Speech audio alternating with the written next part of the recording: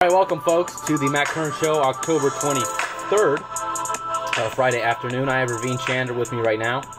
Going to break down some... What was that? Glad to be here. We're going to break down some Raider football. Looking ahead to Week 7 against San Diego this week.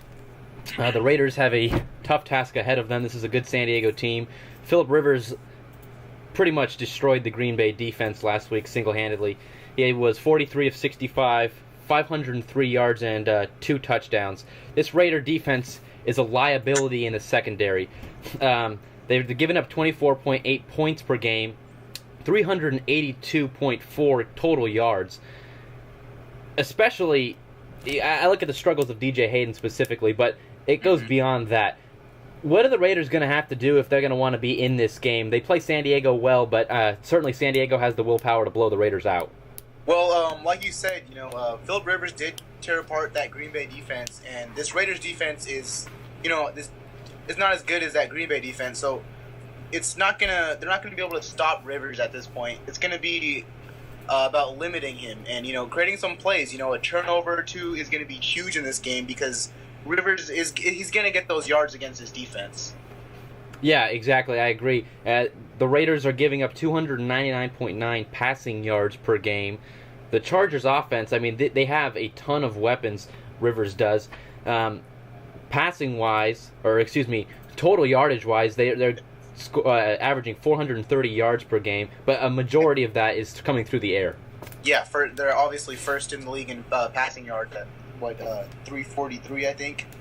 346, and yeah, and they're averaging just 86.7 yards on the ground. And while Oakland is a good run defense, it's really not going to... Their strength on defense is the Chargers' weakness on offense, so it doesn't really make sense. They're going to pass the ball on them regardless.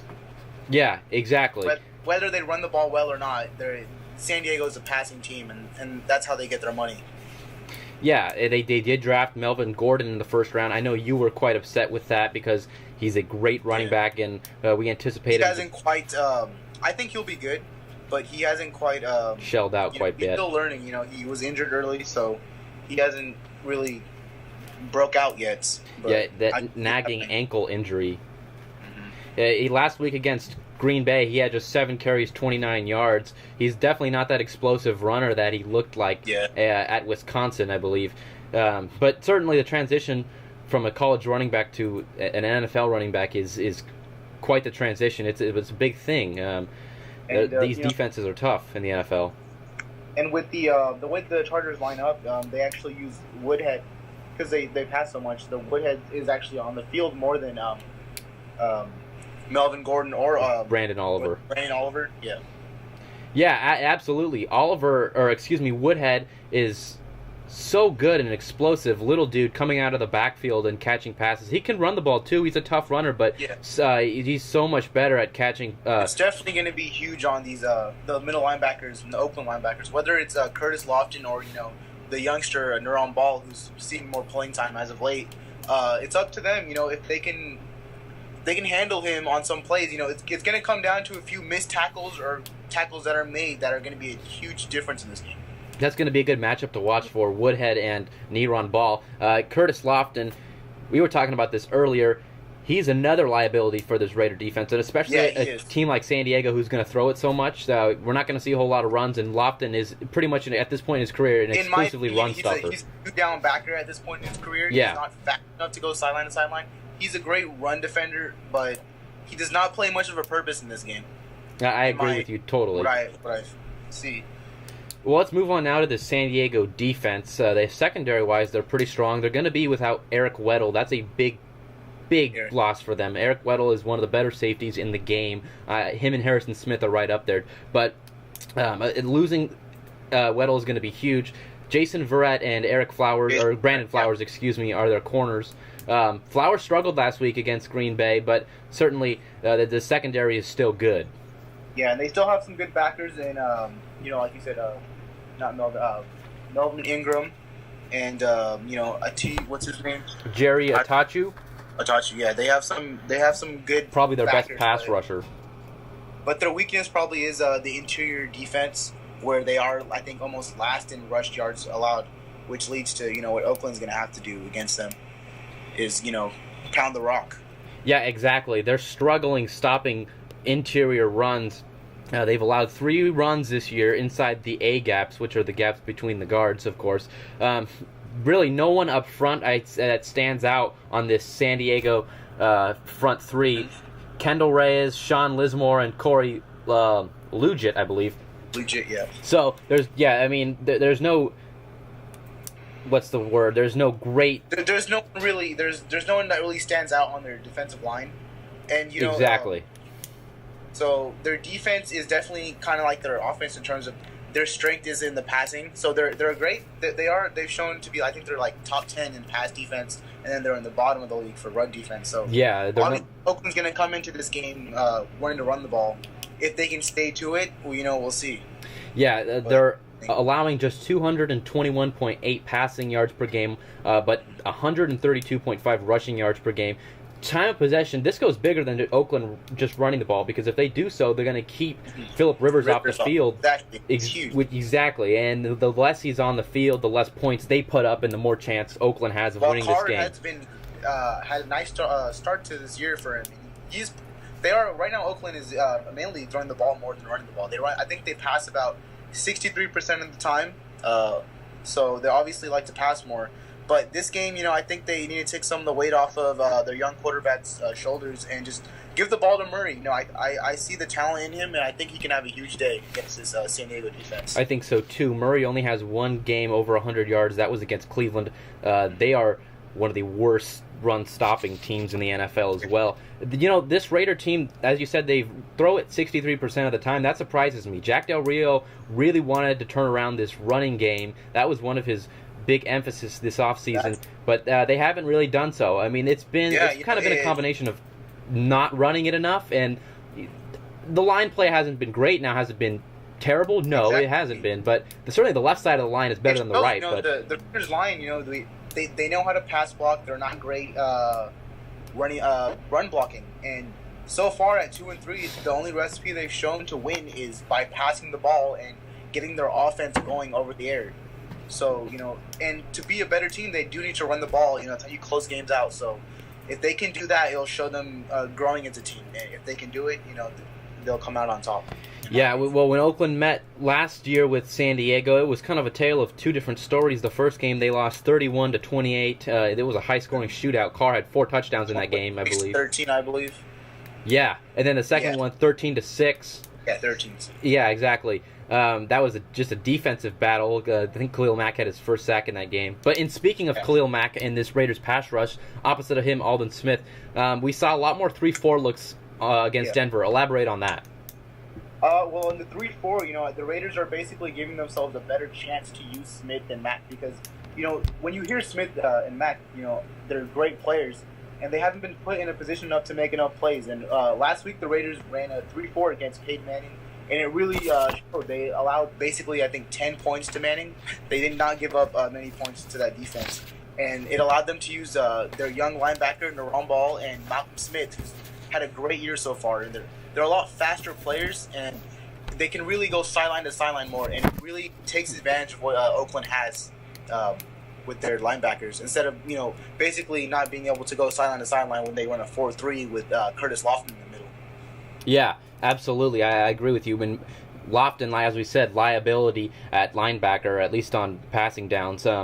It'll be interesting to see. It'll be interesting to see how this Raiders front seven does against this Chargers offensive line. They've given up, I believe, 17 sacks. It's not the great unit, but it's not a terrible one either. Orlando Franklin, the left tackle, when Mack or Smith lines up on his side, that'll be an interesting matchup. Franklin is one of the better tackles in the game. Yeah, Oakland is definitely going to need, a few sacks in this game for sure. Because Phillip Rivers, they have to rattle him. And if you can rattle Rivers, it's going to lead to an interception maybe. And is definitely going to be huge for that defense on Sunday. Let's get to your keys for winning for the Raiders. Okay, so obviously the first one, which we kind of talked about already, is they need to run the football. I think Latavius Murray this game needs at least 20 carries, 25.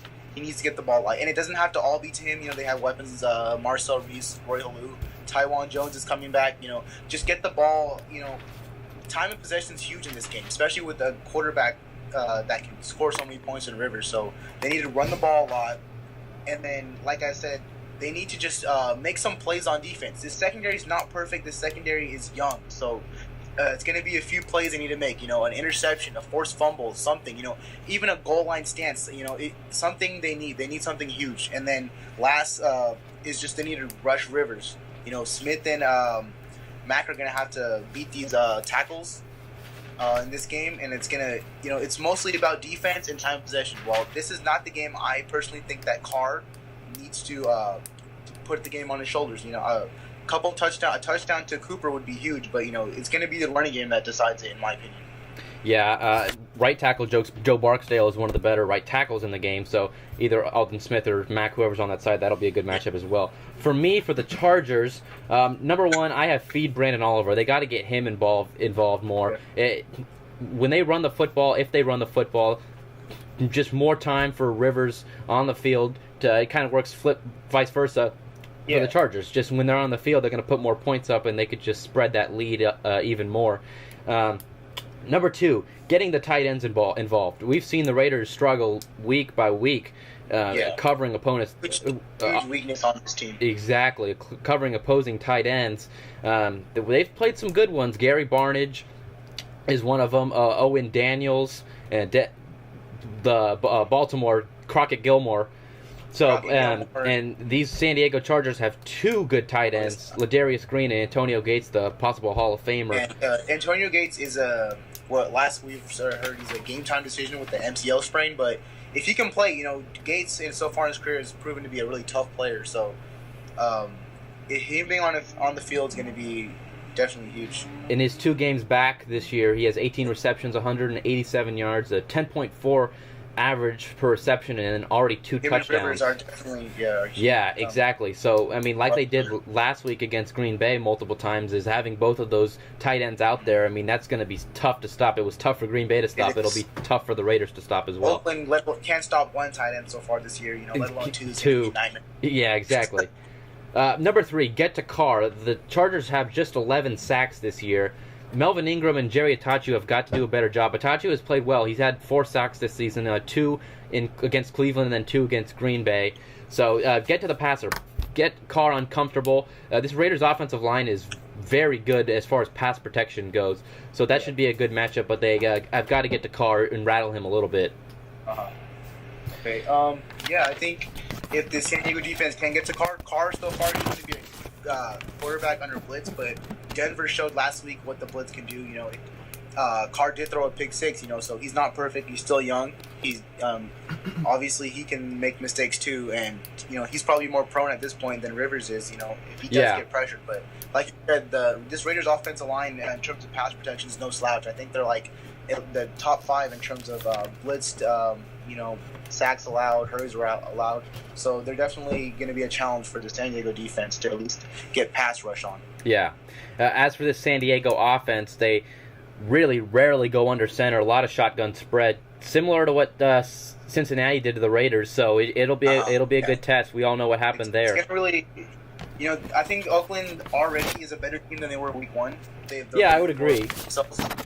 But if the Raiders can put their what they have in the right position, I think their defense will play better than what they've shown at least the first 3 or 4 weeks. Because last week I think they really did make some strides on defense. Yeah, I agree with you there too. Real quick, Rivers had 4 plays over 20 yards last week. Sounds like a lot, but he threw it 63 times, so there are going to be deep plays. The Raiders have to limit those deep plays, especially against an already explosive San Diego team who will just sit there and pick you apart. Rivers sat there. He had a lot of time typically last week, and then he just shredded that Green Bay defense. He can do the same thing unless the Raiders can get there and rattle things up at the line of scrimmage. Allen had 14 receptions, 157 yards.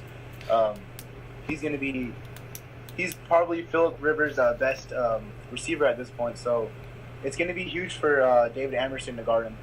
Yeah, that's real quick here. Do you expect Amerson to be on him predominantly for most of the game?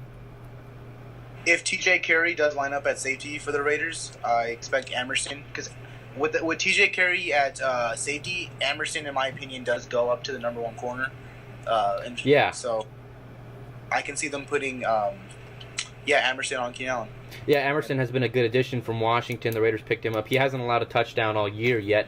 Let's not jinx that. Knock on wood. Yeah. But this San Diego team has weapons. Keenan Allen is their best receiver, but they still have Stevie Johnson, Malcolm Floyd, even Jacoby Jones, as I mentioned already. Though they're two tight ends. There's a bunch of weapons. Yeah. This could be a shootout. San Diego doesn't have much of a defense. And let's not forget. Obviously, we mentioned too Danny Woodhead. He's going to be. He's a big part of their offense. He's always on passing downs. He's going to be running around the field. And what did they put? It's going to be most likely a linebacker with the tight ends that the Chargers already use. So it's going to be a linebacker probably guarding these running backs some of the times. And they have to make some plays in this game. Otherwise, Woodhead's going to run circles around him. Bringing that up, let's get to your matchups to watch for in this game. So the young player Naram Ball, right, just leading up to what I said. Him and Woodhead are going to be huge because this is a young player like Naram Ball is. He's going to have to show that he can keep up with a player like Woodhead. Woodhead's one of the fastest running backs, pass down running backs. He's great at making people miss. He has so many yards after the catch. So I believe he leads the league in that. Yeah, if they can limit him, and it's gonna make Rivers a lot less uncomfortable or a lot less comfortable. Yeah, because it's his outlet receiver. Last week, he checked it down to running backs 11 times in that game. Also, when throwing over the middle, Rivers was 20 of 21 for 248 yards. The Raiders must address that. Hopefully, they've addressed that this week. But, hey, Ravine, as always, thank you for coming on the show. That was a good preview. We'll be back next week for our Friday preview. Oh, of course, anytime. Thank you guys for tuning in.